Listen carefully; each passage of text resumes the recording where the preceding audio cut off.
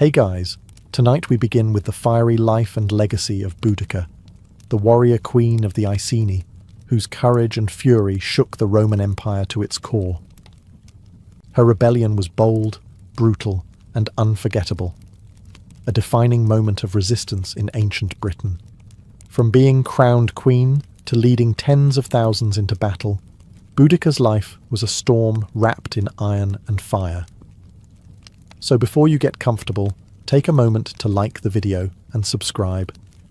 But only if you genuinely enjoy what I do here. And let me know in the comments where you're tuning in from and what time it is. It's always fascinating to see who's joining us from around the world. Now, dim the lights, maybe turn on a fan for that soft background hum, and let's ease into tonight's journey together. You are not born in a palace. There are no golden cradles or marble floors. You are born in a roundhouse, thatched roof, packed earth floor, smoke curling out of the hole in the ceiling like it's late for something. Outside, the wind hums across the moors. Inside, your mother hums something older. You are Iceni, born to the eastern edges of Britannia, a land the Romans will one day call a frontier, but which to you is simply home. There are no maps, only instincts. The rivers speak, the oaks stand tall, and the land feeds you when you respect it, and punishes you when you don't. As a child, you are not sheltered. You are wind-battered, mud-smeared, sun-warmed. You learn to ride before you walk properly. You learn the weight of a spear before you learn embroidery, which is just as well, since your embroidery looks like it lost a fight. Your parents encourage this. Daughters must be as sharp as sons, maybe sharper. Sons can be stupid and still inherit. Daughters have to earn it. The elders teach you stories, not from scrolls, but from memory. Tales of gods with antlers, queens with iron wills, and rivers that carry away cowards.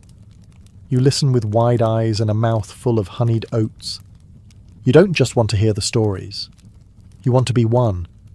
Your tribe lives close to the land and closer to rumour. You hear whispers of strange men with red cloaks and steel sandals landing to the south. They build roads where the earth didn't ask for them. They cut down sacred groves to make space for taxes. But they are far away. For now. You don't think about Rome. You think about horses. You think about the talk around your neck, bronze, heavy, passed down by the women who came before you. You think about your name, Boudica, and how it means victory. You smile at that. It feels more like a prophecy than a name.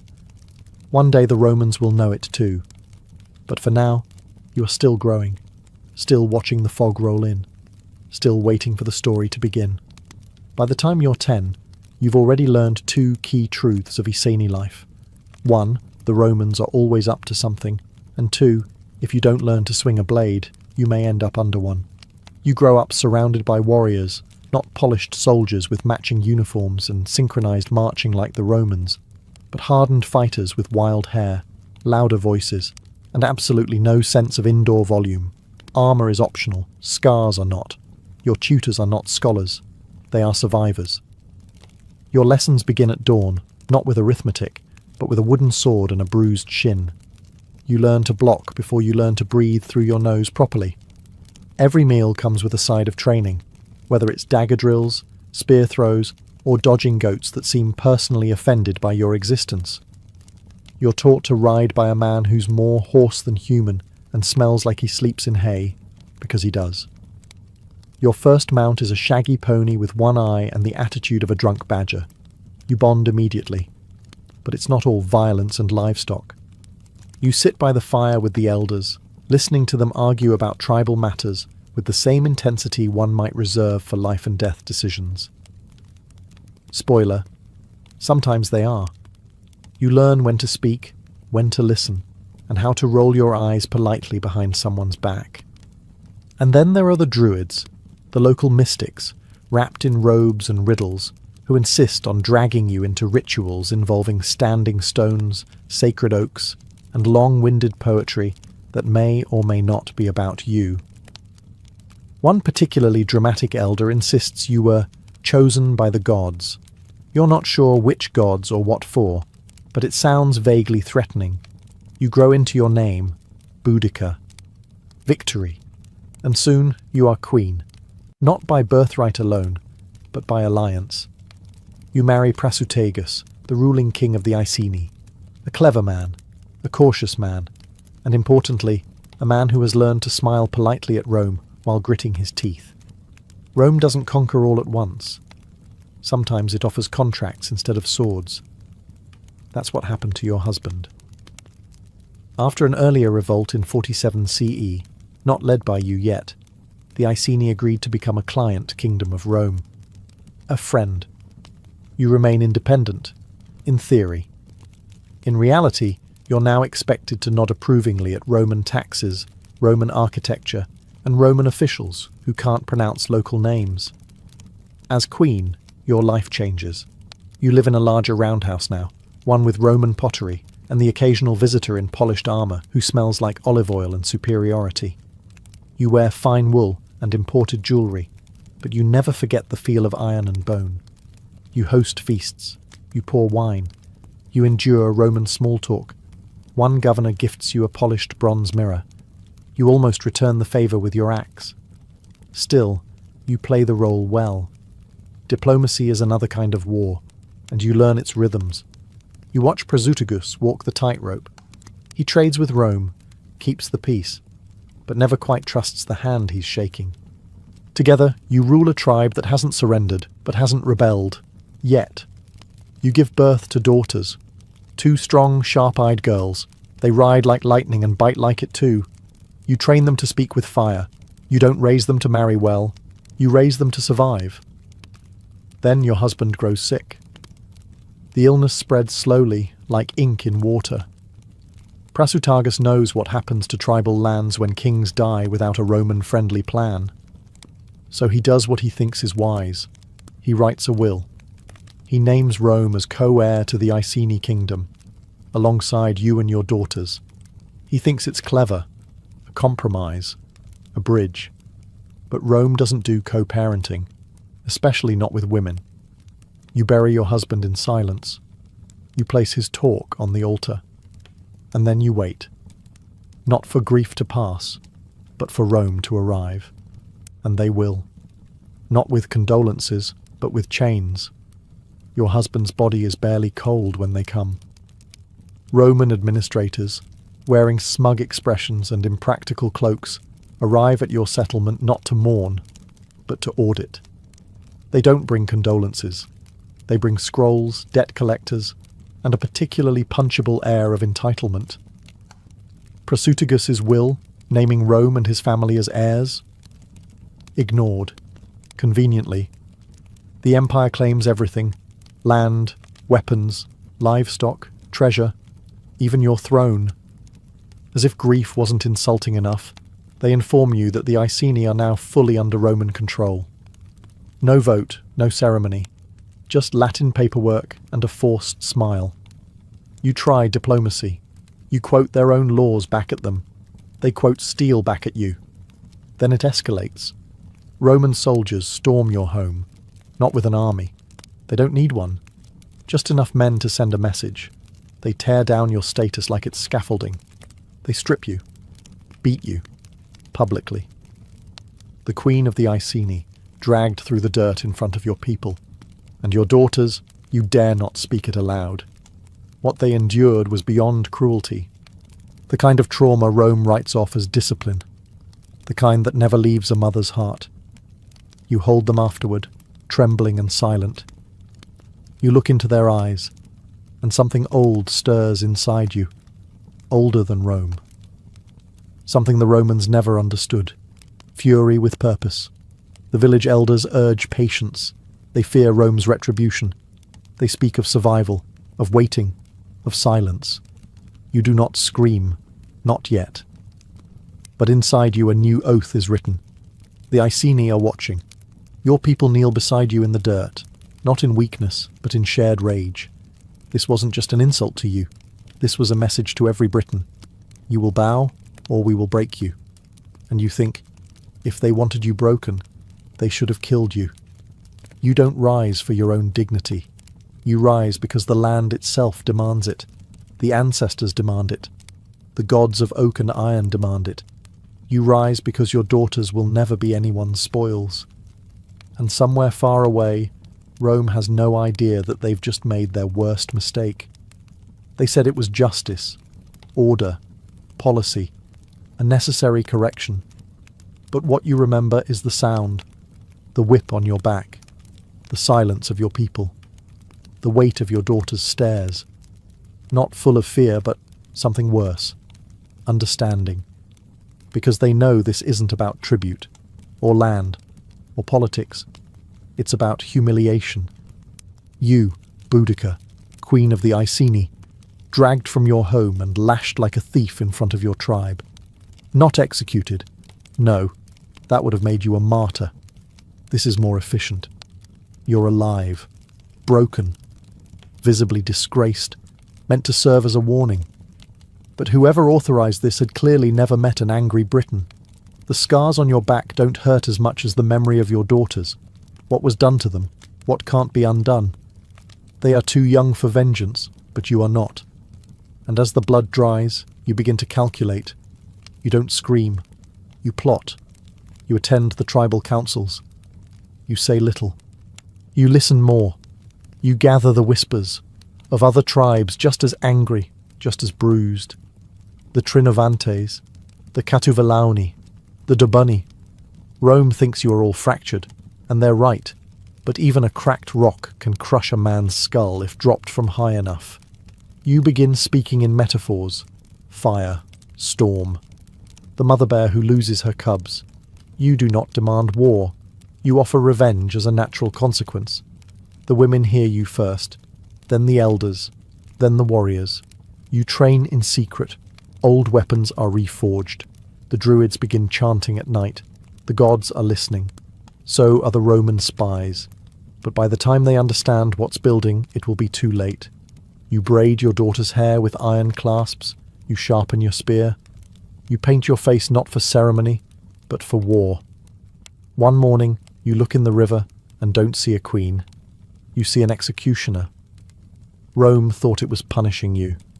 What it actually did was give you the one thing no empire should ever hand its enemies. A reason. The wound has not healed. But now, it bleeds forward.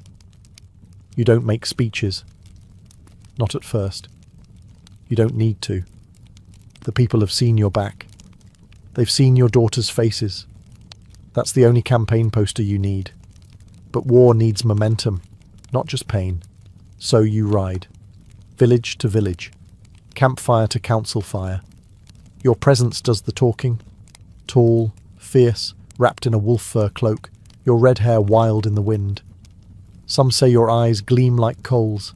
That's an exaggeration. Probably. But you let them believe it. Fear travels faster than truth. You speak of freedom, but not in pretty metaphors. You remind them what the Romans did.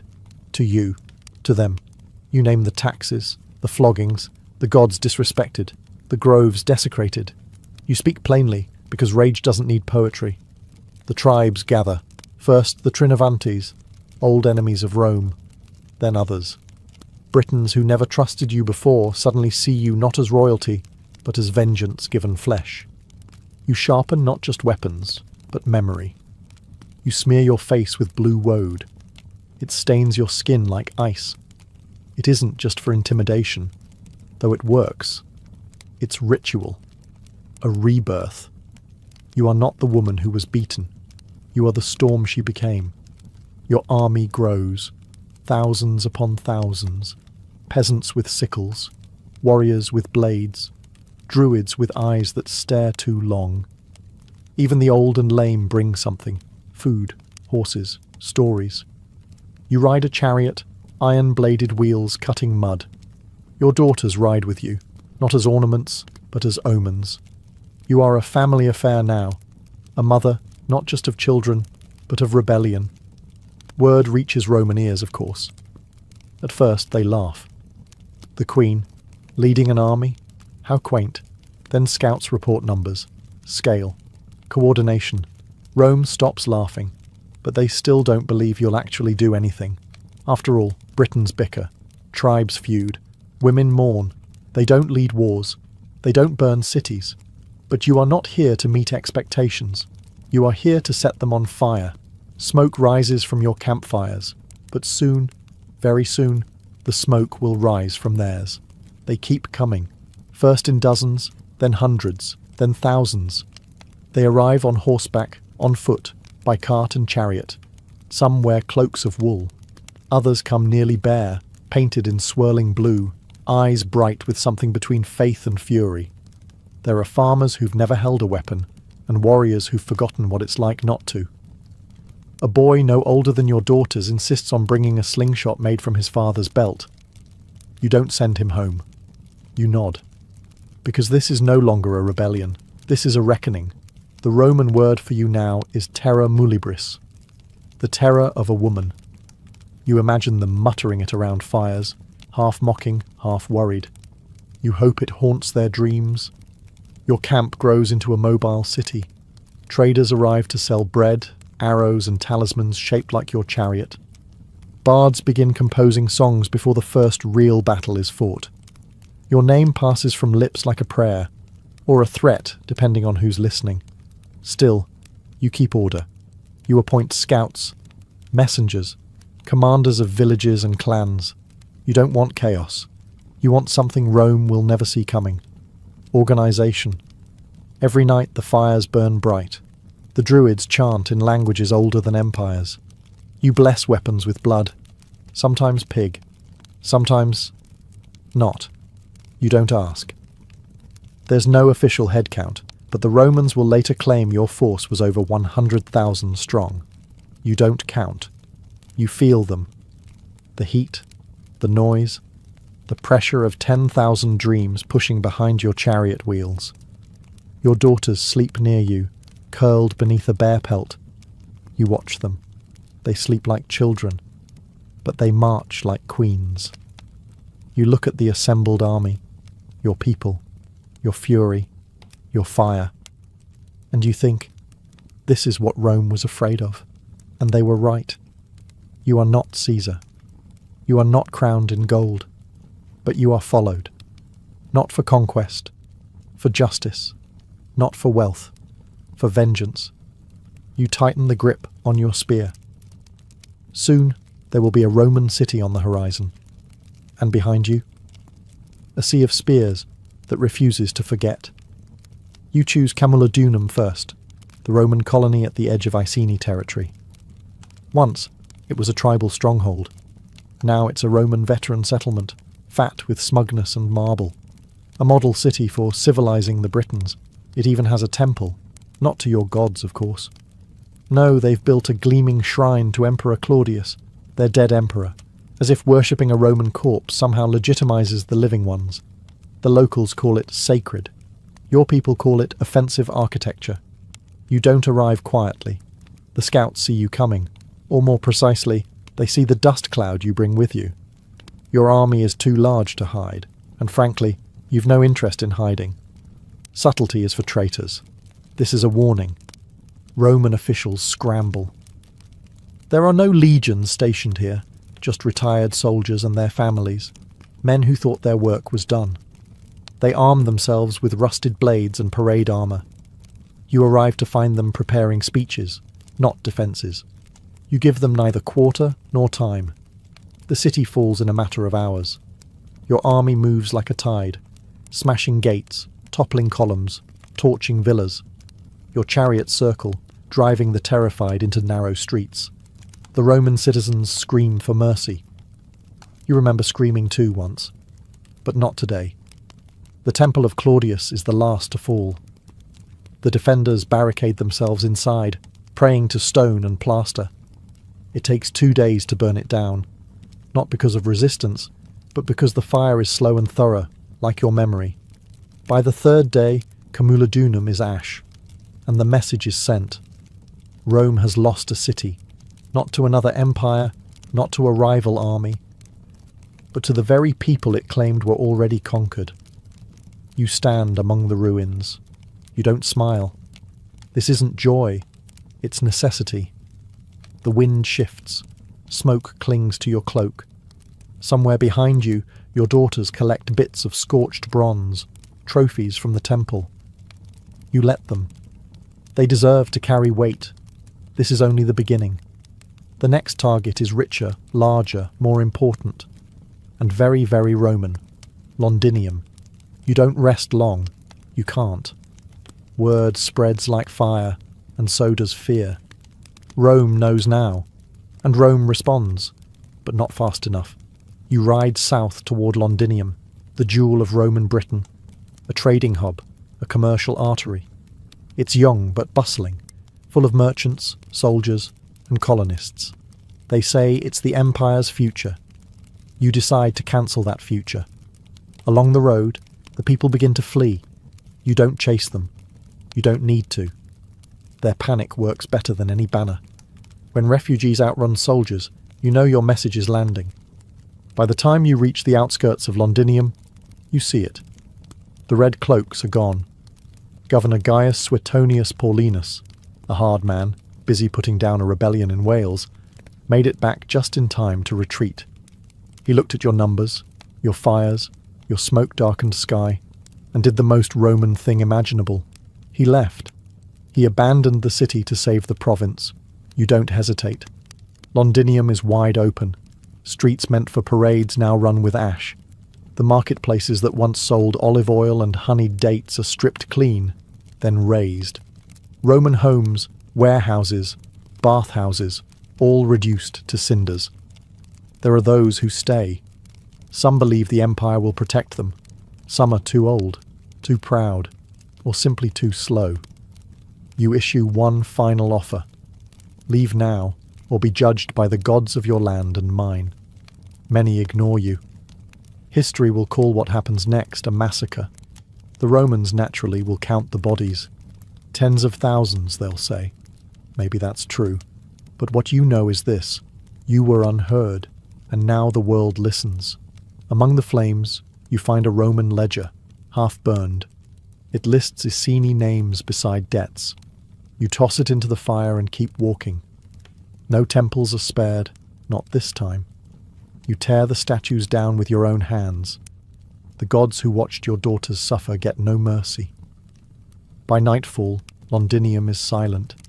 The city does not scream anymore. You ride out with your army larger than before, fed by smoke and fury. The next target is already chosen, Verulamium. And after that, the reckoning. Verulamium isn't just Roman, it's Roman with ambition. Streets paved in imported stone, fountains that never asked permission, villas that stretch wider than most tribal clearings. It's not a military post, it's a statement, a polite one, wrapped in mosaics and taxes. You head there next. By now the message precedes you. Verulamium's merchants have heard of Camulodunum, of Londinium. They know what happens to those who welcome Rome too eagerly. The wealthy pack their carts. They flee west, clutching silver gods and ledgers full of unpaid grain. You let them go. Vengeance, you've learned, has a schedule. When you arrive, it's not resistance you meet. It's emptiness. The soldiers are gone. The politicians gone. Only the unlucky remain, and a few who simply didn't believe in you. The kind of people who assumed no mother, no woman, no tribal queen could make the empire tremble. You show them otherwise. The gates fall open like rotten fruit. Your warriors pour through the streets. Flames follow. The town centre, once designed to awe, cracks and collapses under its own pride. The temple is empty, but you burn it anyway. The bathhouses hiss like dying snakes. Statues melt. Market stalls char. A scroll is tossed from a balcony and lands at your feet. You glance down. Latin, columns of numbers, and one word repeated often. Tribute. You smile, a grim, humourless thing, and toss it into the fire. It's not just the city that burns. It's what it stood for.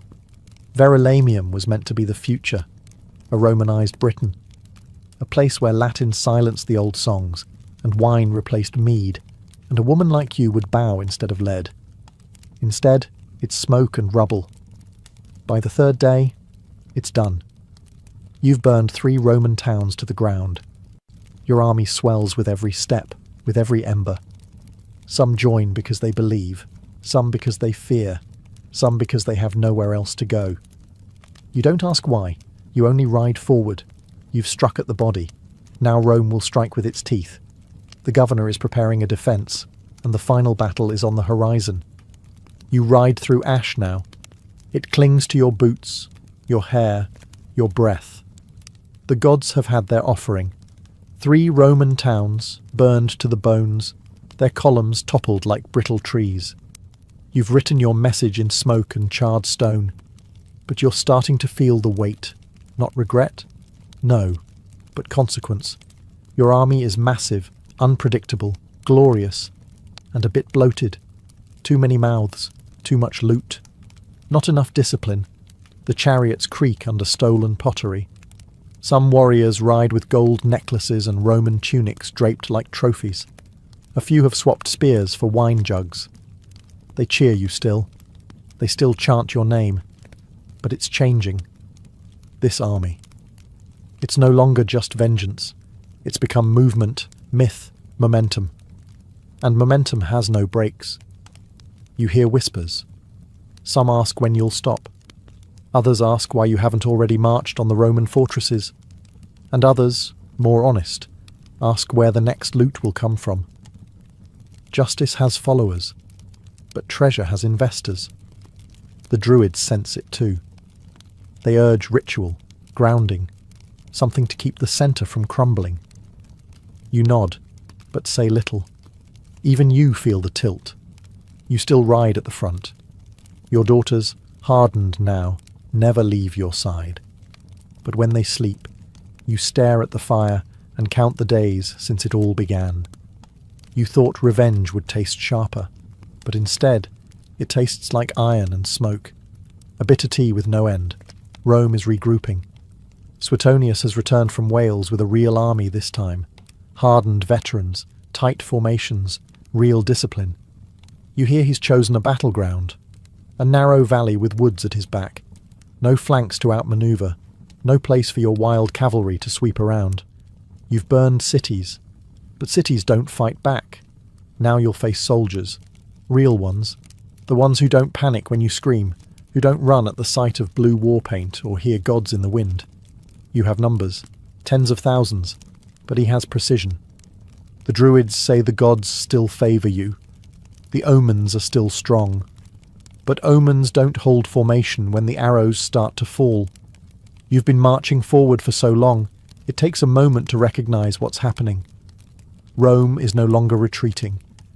They've chosen their ground, a tight, narrow valley flanked by forest and hills. No place for your chariots to manoeuvre. No room to flank. Just a corridor, a funnel, a trap. You approach with confidence. Why wouldn't you? Your army stretches the horizon.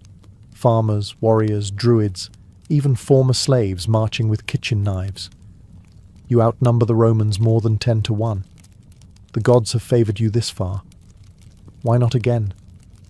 But something about this field feels different. The Romans are waiting, not panicking, not scrambling. Their shields are polished.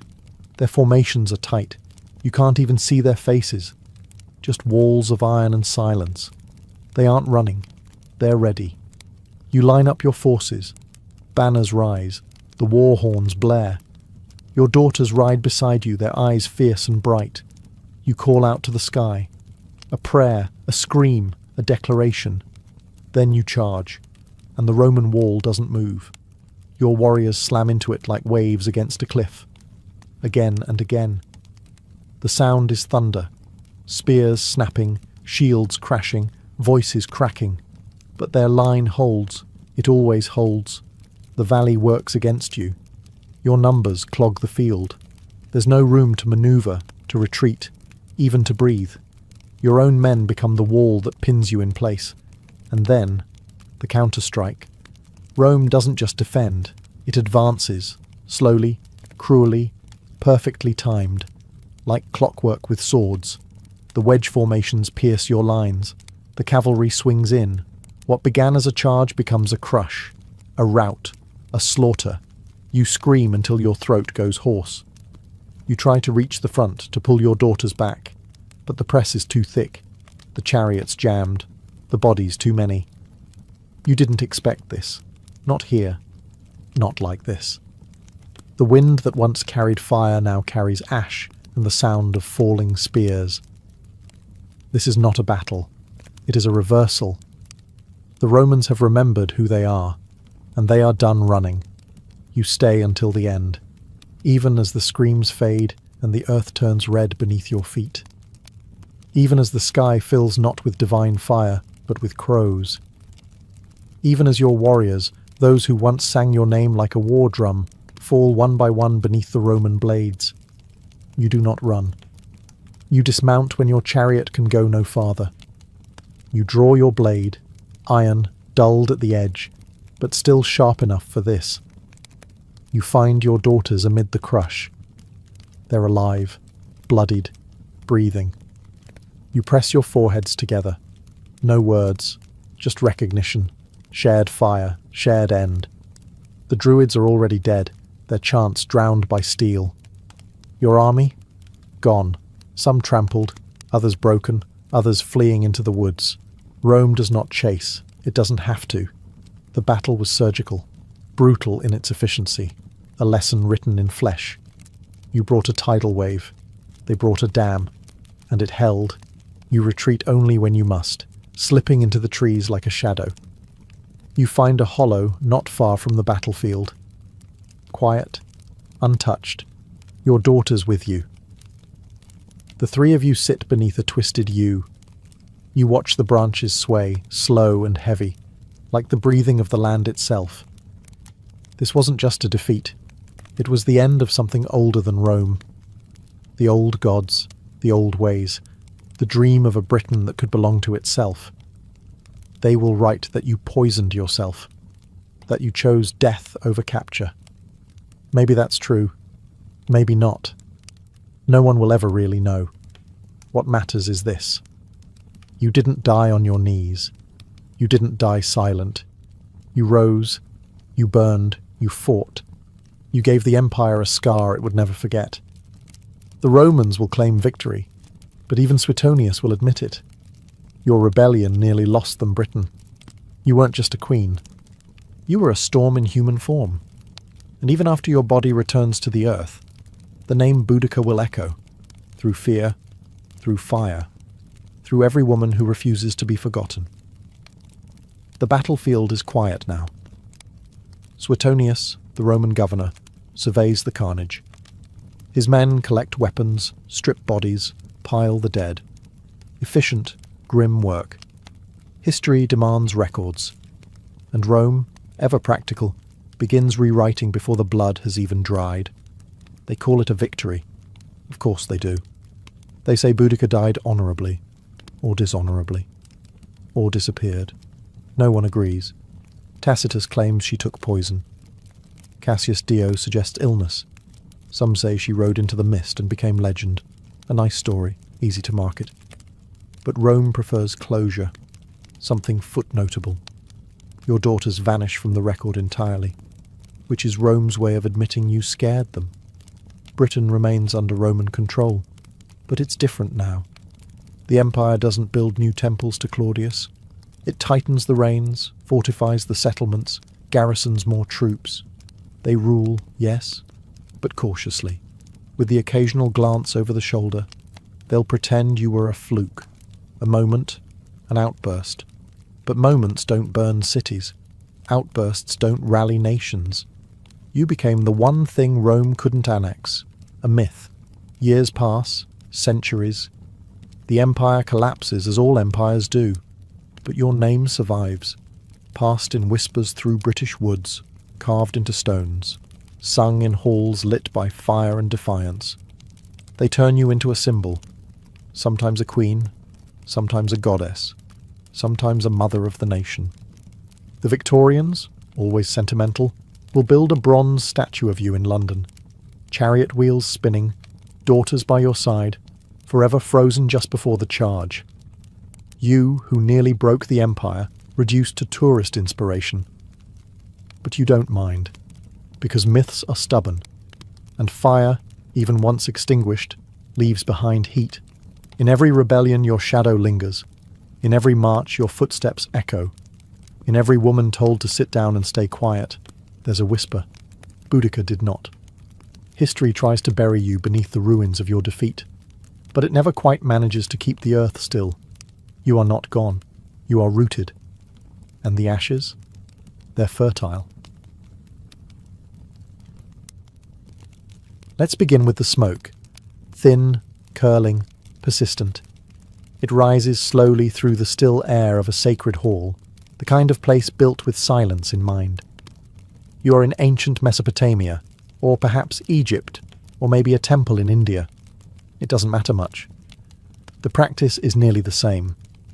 Here, fragrance is not luxury, it is necessity.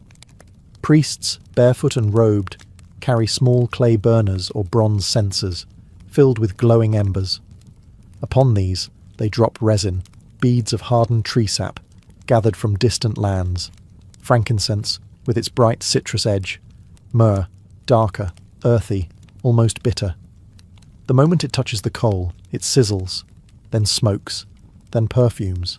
The air is no longer air, it is sanctified. In the temples of Egypt, they took this further.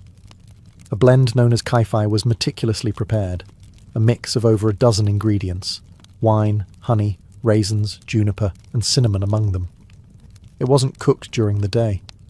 It was prepared at dusk, when the coolness allowed aromas to rise more gently. Kaifi wasn't just a fragrance, it was a ritual in itself. The making of it was prayer. The burning of it was offering. The smell of it was believed to calm the gods and the dead. In ancient India, sandalwood and camphor played similar roles. In Greece, temples burned aromatic woods and resins to accompany hymns. In early Israelite tradition, the burning of incense was dictated by exact measurements. Too much, or the wrong mixture, was considered dangerous. Divine things had rules. Why all this attention to smell? Because for the ancients, scent was a pathway, a road from the mortal to the divine. Unlike statues or songs, scent is invisible and lingers.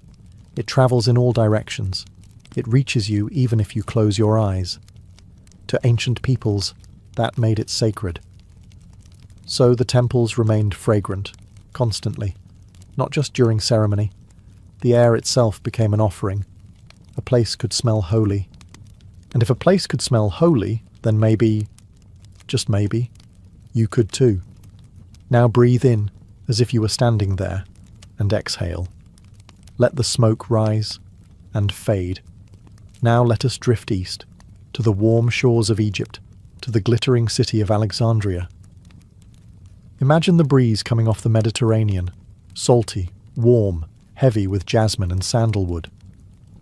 Cleopatra, Queen of the Nile, ruler, linguist, alchemist of seduction, did not simply wear perfume. She crafted legend from it. Cleopatra understood something few rulers truly grasped.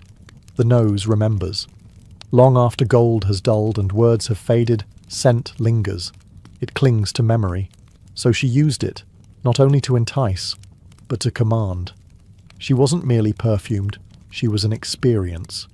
According to the Roman historian Plutarch, Cleopatra once had the sails of her royal barge soaked in perfume, oils of rose and cinnamon, so that her arrival could be detected by scent alone, long before she came into view. The air around her was curated. You smelled Cleopatra before you saw her. You remembered her long after she left. Inside her palace, she had perfume laboratories, where attendants mixed oils with myrrh, balsam, and rare resins from Arabia and India. These weren't just pleasant concoctions. Cleopatra studied them. She experimented. She believed certain scents could stir passion, bring sleep, even shift fate. She wasn't wrong. Aromatherapy, thousands of years before the word existed. And yet her perfumes were more than romantic. They were political tools. When Cleopatra met Julius Caesar, and later Mark Antony, she was already a master of timing, dress, and smell. She knew which oils to wear in which settings.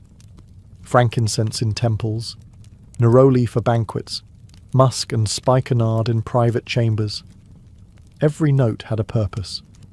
There is even a legend that Cleopatra once created a scent so alluring that it caused a general to forget his own name. That may be fiction. But what is certain is this: no other ruler made fragrance into a language as she did.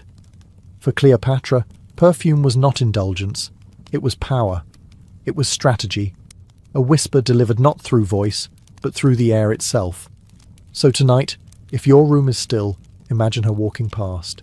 You won't hear her, but perhaps you'll smell rose and cinnamon and honeyed wind, and that will be enough. Now let the breeze take us to the marble courtyards of Greece and Rome, lands of columns, scrolls, and long philosophical walks. But tonight, we do not come for debate, we come for fragrance. The Greeks approached scent with curiosity. They believed aroma was more than decoration. It shaped behaviour, even morality. Hippocrates, the father of medicine, recommended aromatic baths and massages to maintain balance in the body and mind. For him, rosemary oil wasn't just pleasant, it was medicinal. Sandalwood soothed, myrrh purified, scent aligned the soul, but not everyone agreed. The philosopher Plato looked at perfume with suspicion. In his view, perfumes softened character, made one lazy, indulgent. A strong citizen, he argued, should smell like hard work, like olive oil and wisdom, not exotic spices. And yet, in practice, most Greeks ignored him. Fragrance remained popular at banquets, weddings, and athletic festivals. Wreaths of lavender or mint were worn on the head, not just for style, but to keep the mind alert. Then came the Romans, and they didn't just adopt Greek perfumes. They escalated the entire affair. Romans perfumed everything. They bathed in rosewater, scented their clothes with saffron, and even sprinkled perfumed dust on banquet floors, so that each footstep released fragrance. At grand feasts, guests were anointed with oils between courses. Some wealthy Romans had fountains that sprayed perfumed water into the air. The Emperor Nero once ordered an entire ceiling to rain rose petals and myrrh onto his guests.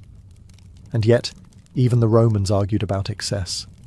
Seneca the Younger, a Stoic philosopher, complained that the baths reeked of too many perfumes, not of man, he said, but of a bouquet. To him, virtue did not wear cologne.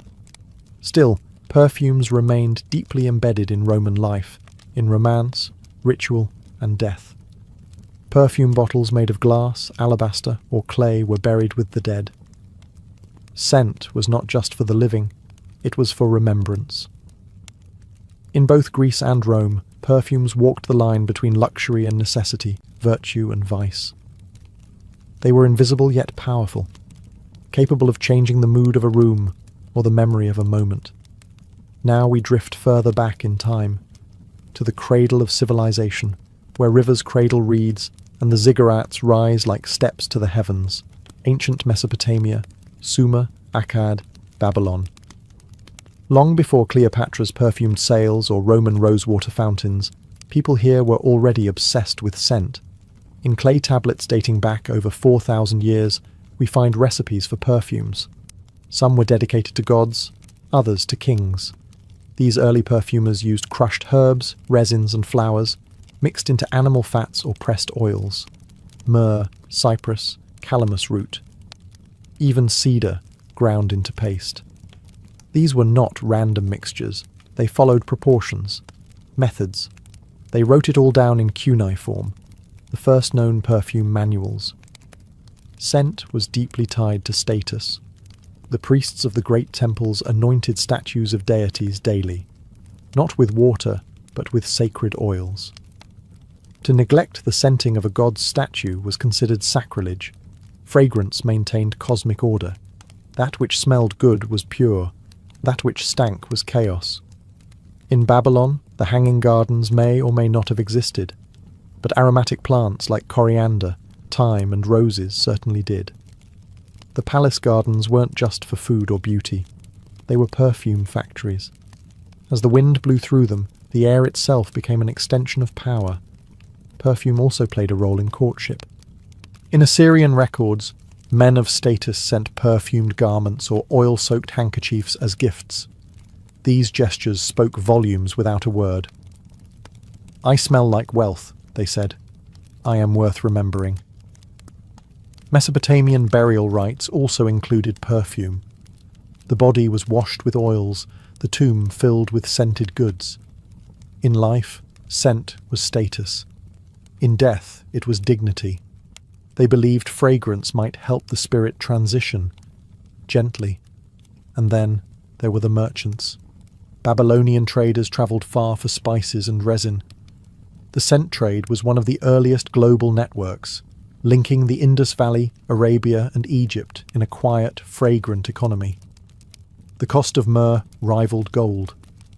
Let the sands settle now, and step quietly into the heart of ancient Egypt, a place where scent was not merely a pleasure, but a gateway to eternity.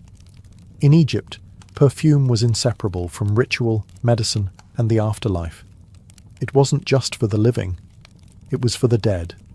And so the art of embalming became the highest form of perfumery. The process was elaborate. The body was washed in palm wine, not to cleanse, but to purify. Then natron, a kind of natural salt, was applied to draw out moisture. But here's where the fragrance begins. After desiccation, the body was anointed in layers of oils: cedarwood, myrrh, frankincense, cinnamon, and juniper berry. These weren't random selections. Each oil served a spiritual purpose, and each scent had symbolic meaning. Frankincense, with its citrus-like bite, was said to drive away evil. Myrrh represented healing. Cinnamon warmed the body. These oils didn't just preserve, they consecrated. The goal of mummification was not simply to stop decay, it was to transform the body into something holy, something divine, something sweet-smelling. The ancient Egyptians believed the gods themselves smelled good, that the breath of the gods was fragrant. To enter the afterlife, one had to smell like a god. Even the wrappings were scented. Linen soaked in oils was layered around the body in careful spirals. Amulets were tucked between folds. In some royal tombs, archaeologists have found small perfume jars still sealed, still containing traces of thick resinous paste, thousands of years old, and yet faintly aromatic. Perfume was also part of the funerary offerings. Jars of kefi, the sacred incense blend, were placed near the sarcophagus. Perfumed cones were worn on wigs during mourning rituals. These wax cones, scented with lotus and honey, would slowly melt in the heat, anointing the head and releasing fragrance during the ceremony.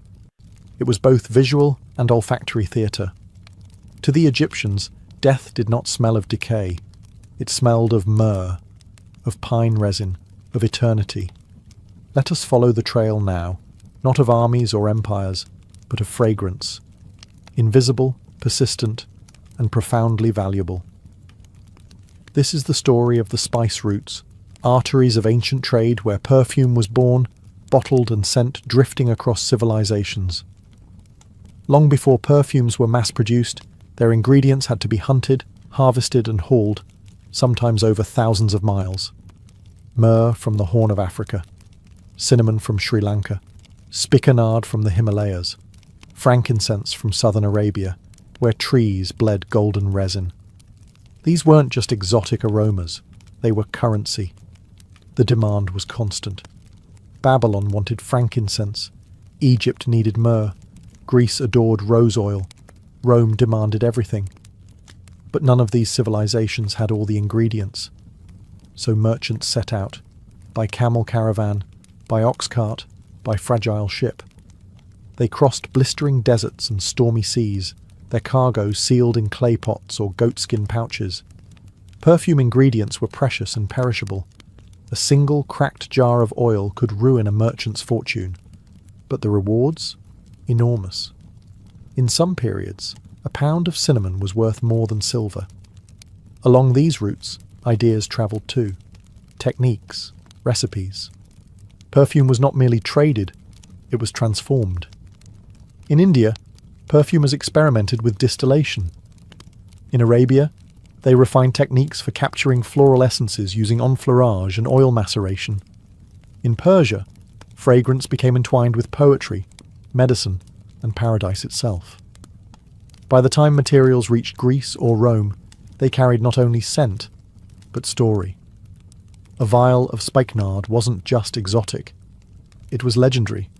Kings had traded for it. Saints would one day be anointed with it. These ancient highways, stretching from China to the Mediterranean, weren't marked by signs or milestones, but by smell.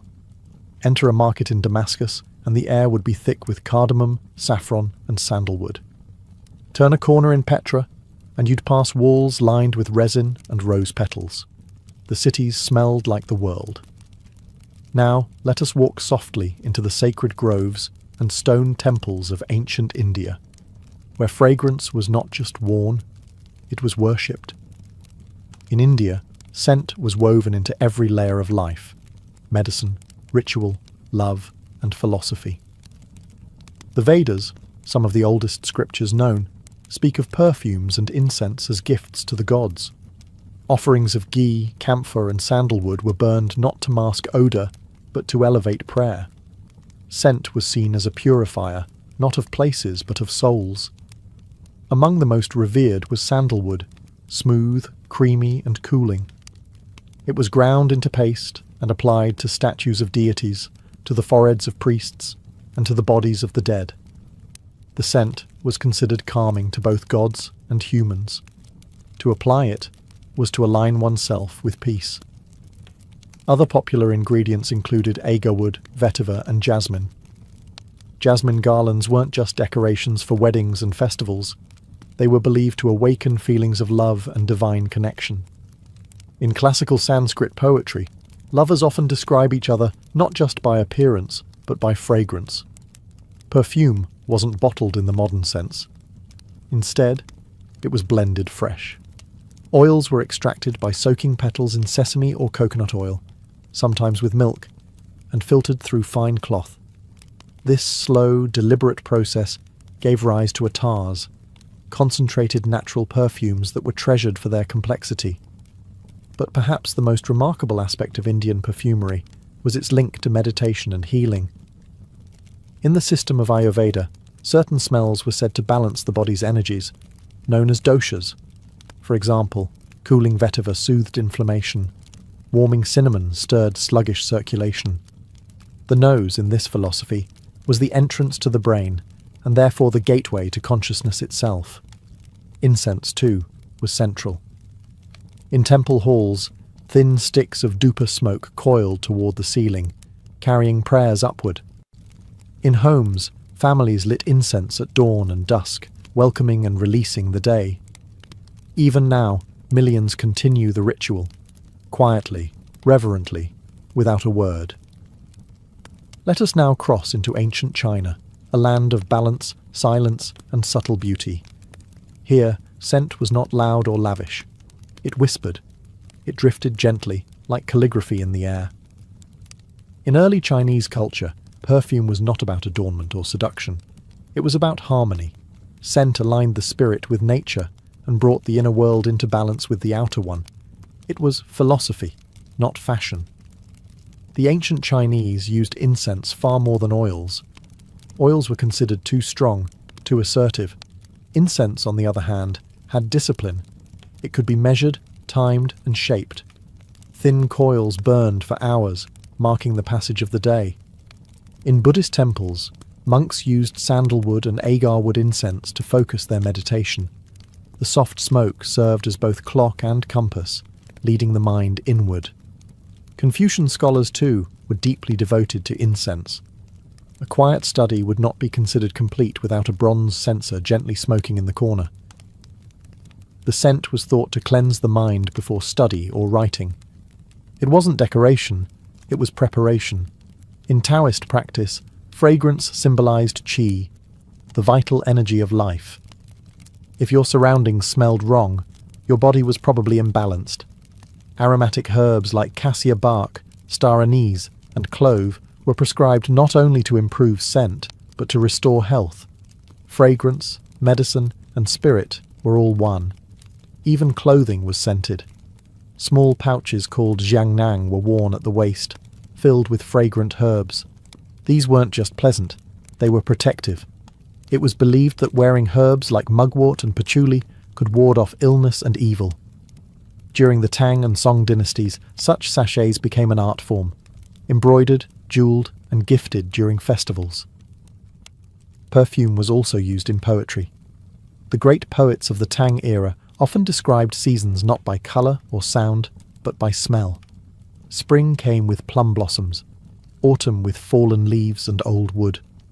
A person's memory, or their character, could be described by the scent they left behind.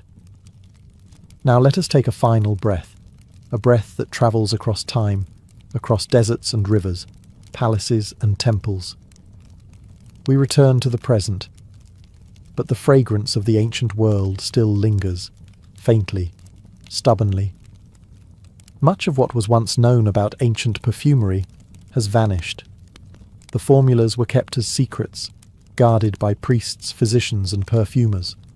Some recipes were inscribed on clay tablets, others on papyrus scrolls. Many were lost to fire, flood, or conquest. The great libraries of Nineveh and Alexandria both held fragrance texts. None survived intact. And yet, here and there, whispers remain.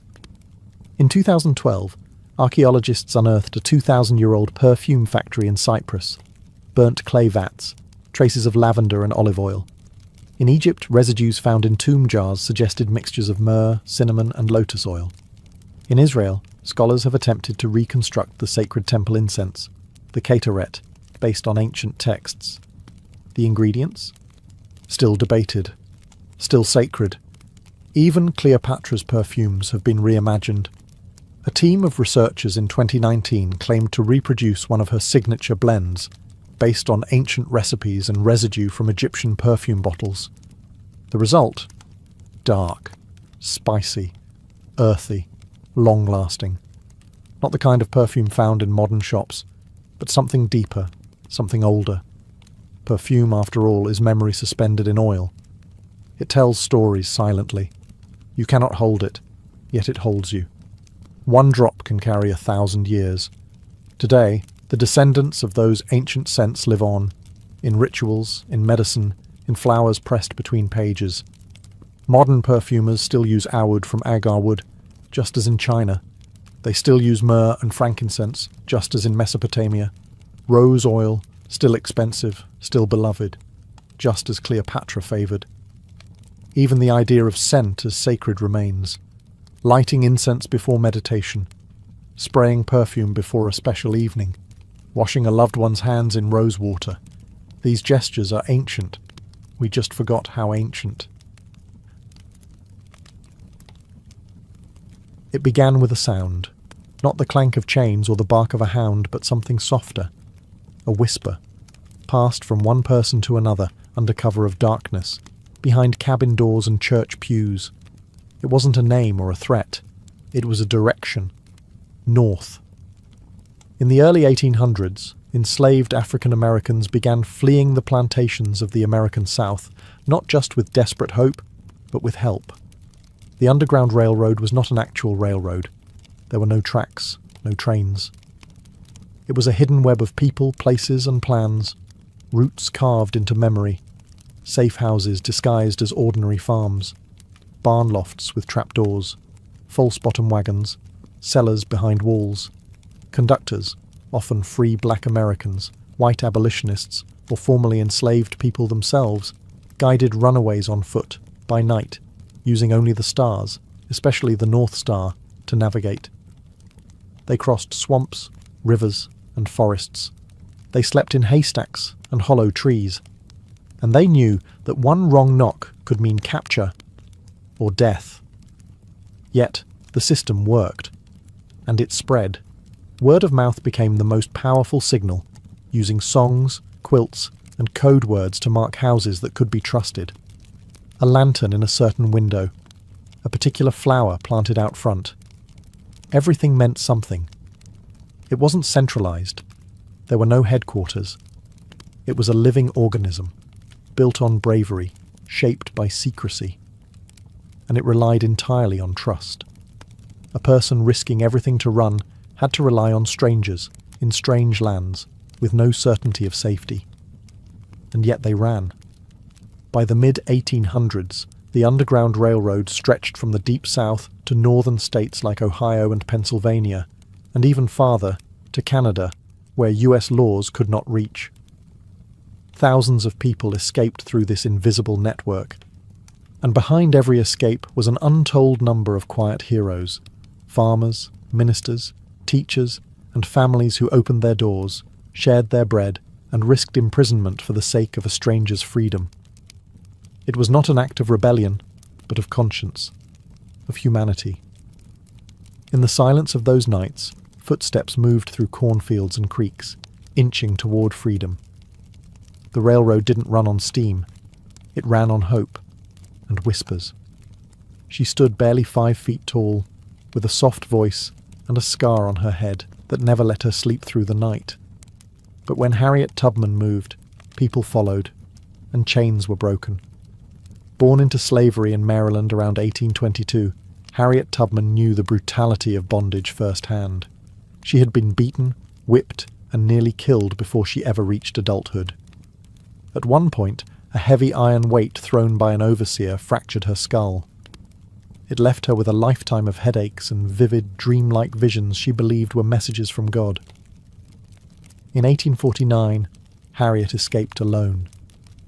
She followed the North Star on foot, through the marshes, woods, and danger. It would have been enough to survive. But Harriet wasn't finished. She went back, and again, and again. Over the course of a decade, Harriet Tubman returned to the South an estimated 13 times, guiding over 70 enslaved people to freedom. She never lost a single one. Not a single person under her care was captured. A feat so extraordinary, it became legend even in her lifetime. She carried a pistol, not just for protection against slave catchers, but to prevent anyone from turning back. The stakes were too high. If you were with Harriet, you kept going forward. They called her Moses, after the biblical figure who led his people out of Egypt. Like Moses, she relied on faith, but also on precise planning, uncanny timing, and trusted allies. She knew which homes to stop at, which rivers to cross, and which towns to avoid. She moved at night, using songs and bird calls to communicate in code. Harriet Tubman eventually became one of the most wanted women in the South. A $40,000 reward was once offered for her capture, an astronomical sum for the time, but no one ever turned her in. Later she would work as a nurse, a Union Army spy, and a suffragist. But it was her time on the Underground Railroad that shaped her legend, not as a myth, but as a symbol of what one person can do against a system built to crush them. Harriet Tubman did not free half a nation. She simply refused to leave anyone behind. There were no printed maps, no train schedules, no road signs that read, "Freedom, next exit." The Underground Railroad was built entirely on memory, trust, and silence. Every turn of the path had to be remembered, not written. Every safe house had to look like any other farmhouse on the outside, and something entirely different within. Routes varied depending on the time, region, and threat level. Some ran through dense forests of the Carolinas, others followed the rivers of Ohio, or the winding roads of Pennsylvania. For many, the final destination was Canada, where US law could not drag them back. But getting there meant navigating through hundreds of miles of slave patrols, bounty hunters, and betrayal. That's where the genius of the system came in. Safe houses, known as stations, were often homes of abolitionists, Quakers, free black families, or sympathetic farmers. These homes might contain hidden rooms behind staircases, trapdoors in kitchen floors, or false walls that led to candle-lit cellars. Some even used hollowed-out wagons with false bottoms to transport passengers during the day. The people who guided escapees from one safe location to another were called conductors. They memorized entire networks. Landmarks, friendly homes, dangerous areas, and often risked arrest or worse if caught. Passengers had to trust these conductors completely. There was no going back.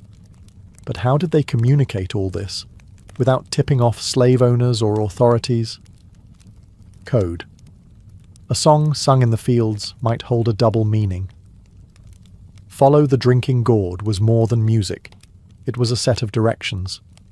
The Drinking Gourd referred to the Big Dipper, and its handle points to the North Star, a celestial compass guiding people north. Quilts hung on fences might show patterns that indicated safety: a star for direction, a log cabin for shelter, a zigzag for danger ahead. A lantern in a window, a certain flower in a pot. These were the signs of sanctuary. Everything was ordinary. And yet, everything was part of something extraordinary. It wasn't luck that saved people on the Underground Railroad. It was design, precise, patient, and deeply human. A map you could not see, but you could follow, with faith and footsteps. Freedom was never free. For those who stepped onto the Underground Railroad, the price was staggering, paid not just in footsteps, but in fear, silence, and sacrifice. Runaway slaves risked far more than capture. Laws like the Fugitive Slave Act of 1850 made it legal and profitable for anyone, even in free northern states, to seize an escaped slave and return them for a bounty. The law required citizens to assist in captures and punished those who helped fugitives with fines and prison time. Even those who had been free for years lived with the constant threat of being dragged back south. For the escapees, every movement was danger. Patrols rode on horseback, checking woods and roads. Dogs were trained to hunt human scent. Wanted posters bore descriptions, scars, skin tone, height, and rewards tempting enough to turn neighbours into informants. Yet despite this, they ran. Families were often torn apart. A mother might escape with one child, leaving others behind, promising to return. Some did. Many couldn't. The journey was long, and the penalty, if caught, was brutal. Whipping, imprisonment, mutilation, death. But the danger wasn't only for those running. The conductors and allies who opened their doors were also hunted. People like Levi Coffin, a white Quaker businessman in Indiana, helped an estimated 3,000 fugitives, knowing full well he could lose everything. Black abolitionists, especially, faced even greater risk. Free African Americans caught assisting runaways were often themselves accused of being fugitives and kidnapped into slavery. Entire communities sometimes paid the price. In some towns, safe houses were burned. In others, Underground Railroad participants were attacked or driven out. Still, they persisted. Because for many, the question wasn't whether it was legal, it was whether it was right. These were not professional spies or trained revolutionaries. They were farmers, teachers, ministers, mothers, and children. Ordinary people doing extraordinary things in the face of terrifying consequences. What made the Underground Railroad remarkable wasn't that it existed. It was that, despite the cost, it never stopped. Every lantern lit in a window was an act of defiance. Every door opened was a quiet revolution. And every step taken toward freedom was a step into danger willingly embraced. In the heart of many southern and northern black communities, there stood one building that was more than just a place of worship. It was shelter. It was strategy. It was signal. The church. For those fleeing slavery, and for those helping them, the black church was both fortress and flame, sacred in more ways than one. While slave owners allowed some religious gatherings, they often restricted unsupervised worship, fearing what they called Negro spirituals might stir rebellion. And they weren't wrong. Those songs carried more than faith. They carried information. Swing Low, Sweet Chariot wasn't just a hymn. It was a message that a chariot, a conductor or wagon, was coming soon to take someone home, code for a journey north. Wade in the Water advised fugitives to travel through rivers and streams, not just to escape dogs, but to erase scent. Songs like these were sung slowly, gently, in rhythm with labour, appearing harmless, even soothing, to white overseers. But among the enslaved, they passed instructions right under watchful eyes. Church basements, especially in the north, often became hiding places. Rooms tucked beneath the sanctuary, where food and bedding were hidden behind choir robes and hymnals. Ministers sometimes served as conductors, using their sermons to alert congregants about upcoming movements or dangers, cloaked in biblical language that doubled as operational briefings. In Philadelphia, Mother Bethel AME Church, the first African Methodist Episcopal church in the US, became a cornerstone of abolitionist activity. In Ohio, churches along the border became known as stations, not just for their sermons, but for their secret back rooms and sympathetic members. Even in the South, where risks were highest, prayer meetings and hush arbors deep in the woods allowed enslaved people to gather, share songs, and pass information. They used rhythm and rhyme to remember complex instructions in a world where reading could cost you your life. The church gave more than shelter. It gave a voice. It gave songs. It gave hope wrapped in harmony. And so, as the sun went down and the fields grew still, voices would rise softly in the dark. It sounded like praise. But it was also a plan. The Underground Railroad was not built by any one group, race, or region. It was held together by a fragile alliance of farmers, ministers, schoolteachers, sailors, and shopkeepers, each risking their safety, their families, and often their lives for a cause greater than themselves: freedom. Some were well known, like William Still, a free black man in Philadelphia who is often called the father of the Underground Railroad. As chairman of the Vigilance Committee, he recorded names, dates, and stories of those who passed through his care. His records became one of the most valuable historical documents we have today. But he didn't keep them for fame. He kept them so families might one day find each other again. Then there was Levi Coffin, a white Quaker merchant in Indiana, whose home became known as the Grand Central Station of the Underground Railroad. With his wife Catherine, he helped thousands of fugitives.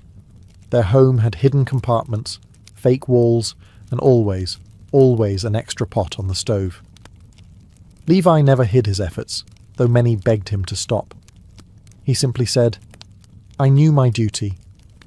But for every known name, there were dozens more we'll never hear about. Unnamed women who sewed disguises, children who stood watch at the window, sailors who hid fugitives in ship holds, and innkeepers who left keys under stones. Abolitionist newspapers printed subtle messages and updates. Couriers delivered letters in code. Some white Southern allies even helped people escape under the noses of their own families and neighbours. These helpers didn't always agree politically or religiously. Some were deeply devout.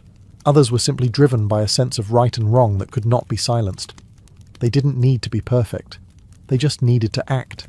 And they did. The Underground Railroad wasn't fueled by institutions or armies. It was powered by ordinary people doing the right thing quietly, over and over again. They didn't ask for credit. They just left a door unlocked, lit a lantern, gave a meal, whispered, "Go now," and vanished into history, leaving only freedom in their wake. For many who rode the invisible rails of the Underground Railroad, freedom didn't come with the first step out of the plantation, nor with the last safe house in Ohio. It came across a border, one that marked more than just geography. It marked safety. It marked survival. It marked Canada. In the early to mid-1800s, even northern US states became unsafe after the passage of the Fugitive Slave Act of 1850, which allowed escaped slaves to be captured and returned from almost anywhere in the country. No papers, no questions. Freedom was fragile, unless it lay beyond America's reach, so they pressed on. Canada, under British law, had abolished slavery by 1834. Once fugitives crossed into Ontario, often by way of Detroit, Buffalo, or upstate New York, they were finally beyond the grasp of slave catchers and US law. There, they could breathe. Not easily, not always safely, but legally. That mattered. The journey was brutal. Long stretches were made on foot. Rivers had to be crossed in rowboats under the cover of night. Some fugitives bribed ferrymen. Others waited for ice to form before walking across. Each crossing was a gamble. And yet, they came. By some estimates, 30,000 to 40,000 formerly enslaved people made it to Canada. Entire communities formed in places like Windsor, St. Catharines, Buxton, and Toronto. There were schools, churches, businesses. Black Canadians began publishing newspapers, founding anti-slavery societies, and advocating for civil rights, not just for themselves, but for those still in bondage back south. Harriet Tubman herself lived in St. Catharines for several years, using it as a base for her return trips into the US to rescue others. For her and many others, Canada wasn't the end. It was a beginning, but it wasn't a paradise. Racism and economic hardship still existed. Black settlers were often segregated and given the hardest, lowest-paying jobs. But they were not property. They were not hunted. And that difference meant everything. So imagine the moment. Your feet touch foreign soil. Your heart is still racing. You turn and look behind, across the river, across the past, then forward. For the first time in your life, no one owns you. You are free, and the stars are still overhead. The Underground Railroad didn't just change lives, it rattled the foundations of a slaveholding society. And that society fought back. To Southern slave owners, every successful escape was more than lost property. It was a crack in the wall of their power. Their wealth, laws, and way of life all relied on one brutal fact. People were treated as things, and the Underground Railroad shattered that illusion, one step at a time. So they struck back with fear. Posters offering rewards for fugitives became a common sight. $100, $500, even $1,000 for a man, woman, or child, returned dead or alive. Slave catchers, some sanctioned by law, others simply bounty hunters, roamed northern states with dogs, pistols, and forged paperwork. Free black Americans were often kidnapped off the street and sold back into slavery under false claims. To make escape even harder, Congress passed the Fugitive Slave Act of 1850, the most draconian version yet. It forced northern officials and citizens to aid in recaptures. Judges were paid more for ruling in favor of slaveholders, and anyone who assisted an escape, even with bread or shelter, could face fines and jail. The law turned even free states into hunting grounds. Cities like Boston and Philadelphia became battlegrounds between slave catchers and anti-slavery activists. In some cases, mobs broke into courthouses to rescue captured fugitives before they could be sent south. The South, meanwhile, painted the Underground Railroad as criminal conspiracy. Pro-slavery newspapers accused northern abolitionists of stealing property and inciting rebellion. Rumors of insurrection spread fear and were sometimes used to justify brutal crackdowns on enslaved communities. And yet, the railroad pressed on, because the very intensity of the backlash only deepened the resolve of its operators. They dug tunnels, added false walls, built tighter networks. Some moved further north, into Canada, to avoid the growing reach of federal enforcement. The resistance didn't stop the railroad. It revealed just how powerful it had become. Every capture sparked outrage, every escape gave hope, and every clash over fugitive slaves pushed the nation closer to a breaking point, one that would erupt soon enough in civil war. But before the armies marched and the battle flags flew, there were whispers and wagons, and the quiet rebellion of ordinary people doing what the law forbade and what conscience demanded. The Civil War came, and with it, the Emancipation Proclamation, the fall of the Confederacy, and the legal end of slavery in the United States. But long before Lincoln signed a single document, long before armies clashed at Antietam or Gettysburg, freedom was already being claimed in secret, by torchlight, by footstep, by those who ran, and those who reached back to help others follow. The Underground Railroad was never a building, a monument, or a government program. It left behind no statues at the time, no official medals or records. Its legacy was carved into the soil, the stars, and the memories of those who walked it. It lived in stories, whispered, shared, sometimes believed, sometimes dismissed. And yet, it persisted. Today, the paths walked by fugitives are honoured in museums, memorials, and preserved homes. Places like the Harriet Tubman Underground Railroad Visitor Center in Maryland or the National Underground Railroad Freedom Center in Cincinnati stand as quiet testaments to those who risked everything for liberty. But its true legacy goes beyond any one location. It lies in the idea that ordinary people, facing monstrous injustice, found ways to resist. Without armies, without laws, without power. They resisted with quilts and songs, with lanterns in windows, with unlocked doors and unspoken trust. They forged networks without blueprints. They helped strangers with no promise of reward. And they answered the question, again and again, not "what can I do?" but "what must I do?" That is the Underground Railroad's deepest lesson. Not just that freedom is precious, but that it is possible, and that courage does not always roar. Sometimes it simply waits in a field after midnight, holding out a hand. The echoes of the railroad live on in every act of conscience that defies cruelty, in every effort to protect the vulnerable, to speak the truth, to offer safe passage when the world is burning. Because injustice doesn't always wear chains anymore, but it still walks, and so too must we. Somewhere out there the stars are still overhead, and someone somewhere is still whispering, "This way, you're almost free." Inuit mythology does not come to life with lightning bolts or golden thrones. It emerges slowly, like breath on frost. It lives in the snow, in the silence, in the spaces where words are few and meaning is deep. These stories were not written on paper. They were carved into memory, shaped by wind, and carried across generations by voice and firelight. Inuit people have inhabited the Arctic for thousands of years, a world of vast white landscapes, shifting ice, and long, unbroken nights. In this frozen world, survival depends on deep respect for nature.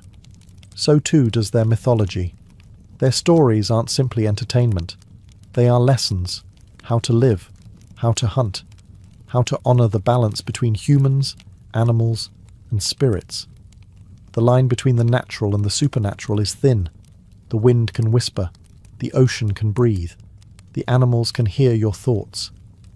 Unlike many mythologies that separate gods from mortals, Inuit tales are more intimate. The spirits live among the people. They watch, they guide. Sometimes they punish.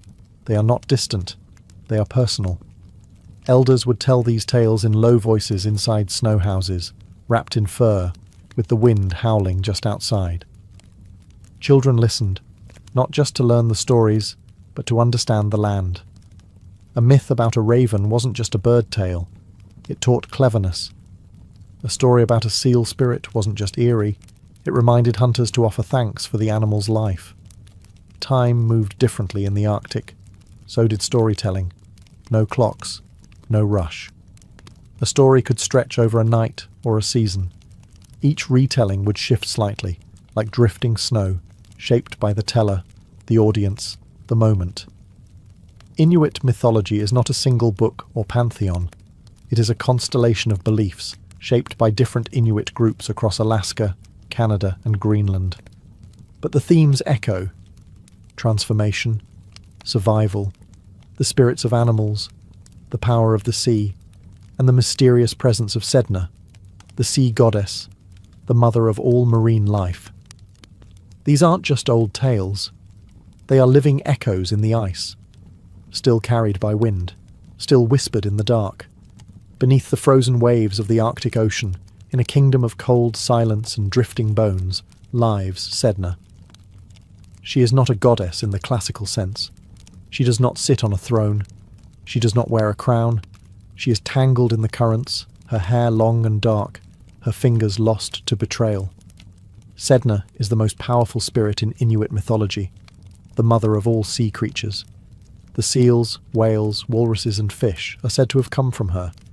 She governs the ocean's bounty, and if she is angered, the hunt fails. The sea goes quiet. The people go hungry. Her story changes from place to place, as all oral traditions do, but the bones remain the same. Once she was a young woman. Some say the daughter of a creator god, others say a girl of no special birth. Many versions tell of how she refused suitors or was tricked into marrying a bird or a dog disguised as a man. Her father, seeking to rescue her or rid himself of shame, takes her away by boat. But the storm rises. As the sea crashes around them, her father, in fear or desperation, throws Sedna overboard. She clings to the side of the boat, screaming for help. But he cuts off her fingers one by one. As they fall into the sea, each severed piece becomes a creature, a seal, a fish, a whale. Sedna sinks. She does not die. She becomes. Now she dwells beneath the sea in a shadowy realm, her hair always tangled, her spirit always watching. When hunters are greedy or disrespectful, she withholds the animals. She must be appeased. A shaman is sent into trance, journeying beneath the sea, combing her hair, calming her fury, asking for forgiveness. Sedna is pain. Sedna is power. She is the memory of betrayal and the keeper of balance. She is why hunters must give thanks. Why no part of the animal is wasted. Why silence follows the kill. She is the ocean's grief and its mercy. And even now under the ice, Sedna waits, listening. In the Inuit world, animals are not just animals. They are watchers, teachers, spirits wrapped in fur and feather, fin and fang. To survive in the Arctic is to live among beings that are powerful, intelligent, and deeply aware. You do not conquer them. You speak to them. And sometimes they speak back. Inuit mythology is filled with stories of animals that walk between worlds, not just physically, but spiritually. Some transform, appearing as humans in animal form, or animals who shed their skin to walk among people as men or women. These are shapeshifters, and they carry both wisdom and danger. The raven is one of the most enduring figures, a trickster, clever and unpredictable. In some stories, he steals the sun to bring light to the world. In others, he plays games with humans or rearranges the landscape just for amusement. Raven is not evil, but he is never entirely safe. He is a reminder that nature does not always follow your expectations. The polar bear, Nanook, is not just a mighty hunter.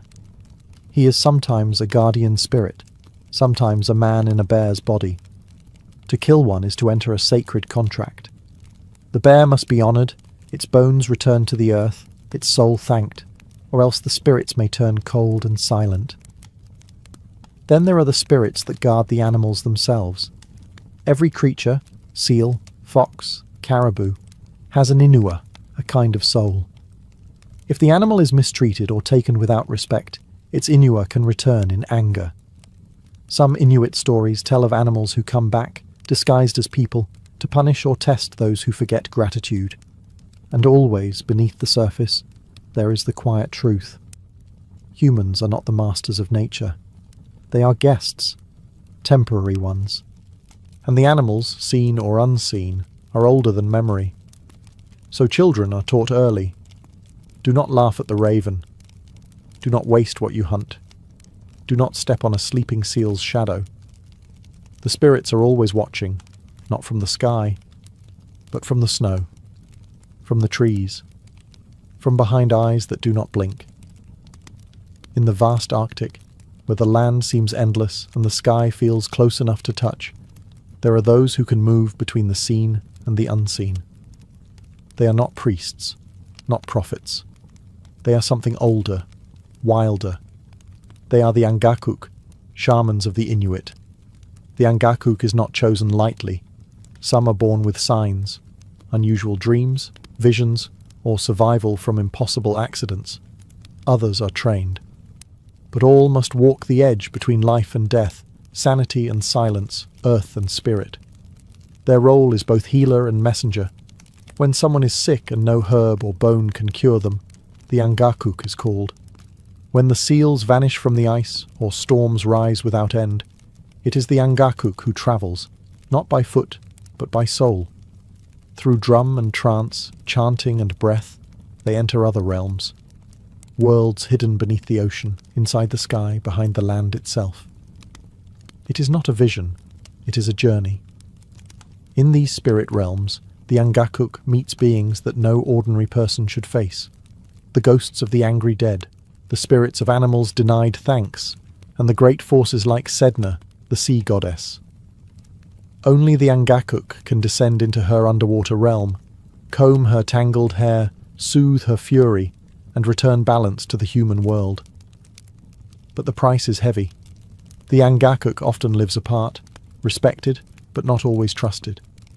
Their dreams are strange. Their eyes see too much, and they carry burdens others cannot. They know which child will fall sick before the symptoms appear. They hear voices when the wind is still. They are not gods. They make mistakes. And some, it is said, become corrupted, using their powers for personal gain or failing to return from the spirit journey. These fallen shamans are feared. Their names are rarely spoken. Still, in times of trouble, it is the angakuk who is called. They sit by the fire, close their eyes, and slip away, across ice, into darkness, toward the heart of the unseen. Not everyone believes in spirits, but when the food vanishes, when the child won't wake, when the sea turns black, everyone listens. In the Arctic night, when the snow is still and the dogs refuse to bark, the elders say to keep your voice low, not because of wolves, not because of wind, but because the dead are listening. Inuit mythology does not draw a firm line between life and death. The dead are not gone. They linger, sometimes as memory, sometimes as presence, and sometimes as something colder. Restless spirits, known in some traditions as Tuangait or Angiak, are not rare. They can be angry, hungry, lost, and when the living break old taboos, they return. What kind of taboos? There are many. Ancient rules passed down, not always explained, but always followed. Never whistle at the northern lights. Never cook certain animals in the same pot. Never speak the name of the recently dead too soon. These acts might invite spirits back before they are ready, or before they've gone. The dead must be respected. Burials were done with care. Personal items were left with the body, tools, knives, amulets, not for sentiment, but so the spirit would not feel cheated or empty-handed in the next life. Graves were often built with stones piled high, both to protect the body and to remind the living. Something sacred lies beneath. But even then, spirits sometimes wander. Some return out of love, a mother to watch over her child, a hunter to guide his family. But others come back out of pain, betrayal, or simply because they cannot rest. Their shadows might flicker across the tent wall. Their voices might echo in the creak of ice. An unexplained illness, a string of bad luck, a persistent cold that no fire can cure, all might be signs that a spirit is near. When this happens, the angakuk is consulted. Through chants and offerings, they may speak to the dead, offer closure, or even guide the spirit to rest. But sometimes, only silence can protect you. And so, the people remain careful. They do not joke about death. They do not speak carelessly at night. Because in the Arctic, the past does not sleep. It walks, and it remembers. On some Arctic nights, when the sky is clear and the world is still, the heavens begin to move. Curtains of light ripple across the darkness. Green, violet, sometimes red. They flicker like fire. They swirl like wind. These are the aurora borealis, and in Inuit mythology, they are not just beautiful. They are alive. To the Inuit, the northern lights are not a meteorological phenomenon.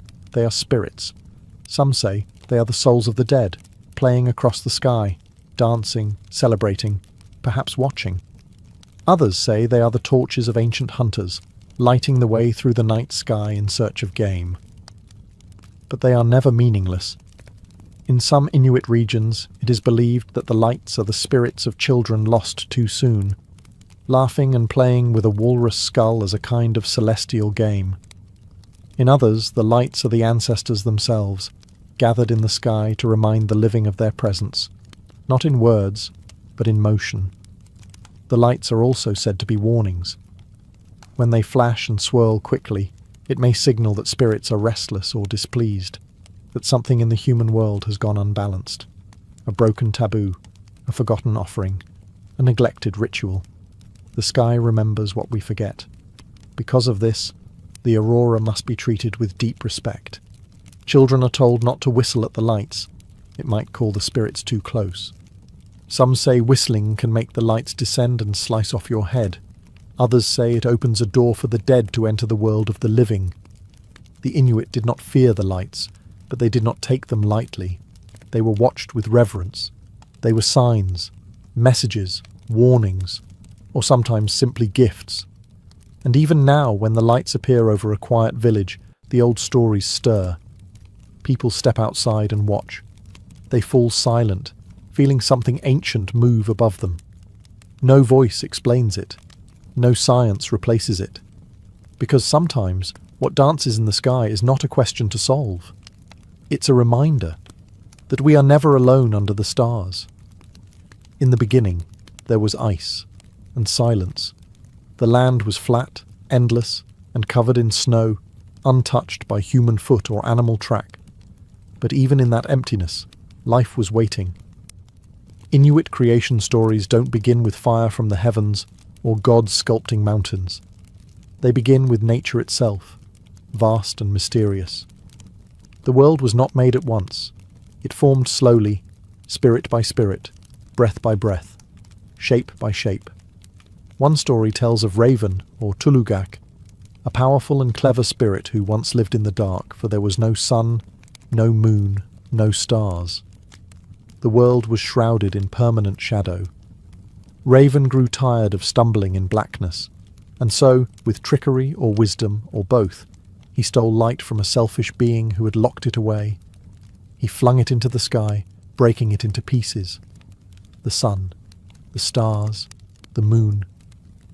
Raven's gift gave the Arctic its long summer days, and its haunting winter nights. Other stories speak of giants who once walked the land, beings of immense power and loneliness. These giants shaped mountains with their hands, carved rivers with their footprints, and filled the oceans with their tears. Eventually they faded, but their bones became the land. Their breath became the wind. There are also tales of two brothers, spirits who argued over how to make the world. One brother created caribou, sleek, fast, and wild, but the other said they would be too hard to hunt. So he made them weaker, and a balance was formed. These stories remind listeners that the world is not perfect. It is negotiated. Everything has its cost. Creation, in Inuit belief, is not a one-time event. It is ongoing. Every hunt, every storm, every birth and death, these continue the shaping. The land listens, the sea shifts, the world is not finished, and humans, we are not masters, we are guests. To live in the Arctic is to live in a world still forming, still speaking. You cannot own this place, but if you are quiet, you might understand it. Just a little. Inuit myths are more than entertainment. They are survival guides. Woven through every tale is a warning, a lesson, a truth. Not the kind printed in books or delivered by rulers, but truths shaped by ice, hunger, and silence. Stories that teach not just how to live, but how to stay alive. These are morality tales with teeth. Take, for example, the story of the Kalupiluit, a creature that lives beneath the ice, in frigid Arctic waters. It waits silently beneath cracks and breathing holes, listening. It wears a parka. Its fingers are long. Its eyes, too large. And if a child strays too close to the shore, the Kalupiluit reaches up, pulls them under, and keeps them forever. This isn't just a ghost story. It's a lesson. Don't wander alone. Don't go near thin ice. The Kalapiluit watches where your parents cannot. Or consider the tale of the Mahaha, a thin, icy demon who stalks in the cold, grinning and giggling. It doesn't kill with claws or clubs. It tickles. With long fingers, it tickles its victims until they freeze or stop breathing. Absurd? Maybe. But it teaches caution. Never take the silence of the Arctic for safety. Some dangers come smiling. Then there are stories about dishonoring animals. Hunters who waste meat, mock their prey, or forget rituals. In these tales, the animals return as spirits, sometimes in dreams, sometimes in storms. They take revenge or simply vanish, leaving the people to starve. The lesson is simple. Survive with respect. Gratitude is not optional. Even Sedna's tale, brutal and haunting, is a lesson about consequences, about betrayal, imbalance, and the deep cost of greed and fear. Her pain becomes the ocean's hunger. Her anger becomes the reason for failed hunts. You do not anger Sedna. You do not forget to give back. Inuit morality isn't about commandments or written laws. It is lived knowledge, shaped by hardship, and passed down through whisper and song. The stories feel strange to outsiders. Dark, cold, often cruel. But they are precise, effective, remembered, and they still echo, in a child's fear of thin ice, in a hunter's quiet prayer before the kill, in the silence that follows every story, where the lesson lingers, waiting to be understood. The world has changed. The snowmobiles have replaced dog sleds. Satellites cross the sky where once only stars danced. Even the northern lights are explained in textbooks now. Solar particles, geomagnetic storms, atmospheric ions. And yet, the old stories remain. Inuit mythology, though once only passed from mouth to ear beside whale oil lamps, has survived colonization, missionary pressure, and modern distractions. It has lived through forced relocations, language suppression, and the long, painful shadow of residential schools. And still, the myths whisper beneath the surface. Today, Inuit artists carve Sedna into soapstone. Children in Nunavut still hear about the Kalapiluit from their grandparents. Inuit rappers reference ancient spirits in modern lyrics. Storytellers perform in community centres, bringing ancient figures like Raven, Mahaha, and the shape-shifting polar bear to new generations. These aren't relics, they are tools, cultural memory, identity stitched together from shadow and survival. In a world where climate change threatens traditional hunting routes, and where screens glow brighter than firelight, these myths ground the Inuit people. They remind them, and anyone listening, that human beings are not separate from nature, that the land has rules, that spirits still walk quietly alongside us. Modern Inuit leaders, scholars, and elders have taken up the task of preserving not just the myths, but the language and rhythm of storytelling itself. Because the stories lose power when translated into the cold shapes of colonial tongues. The syllables of Inuktitut carry meanings that English cannot. Yet even in translation, the stories pulse. They speak of resilience, of grief, of the hard beauty of survival. And though the world may try to categorize them as folklore, superstition, or bedtime stories, the Inuit know better. These are not just stories. They are maps of who they are, of where they've been, of what they carry. So if you ever find yourself in the Arctic, far from the lights and noise of the south, pause for a moment. Let the wind pass. Listen to the ice groan, the snow shift, the sky move. You might hear a story in that silence, old, unfinished, still breathing, just like the people who told it.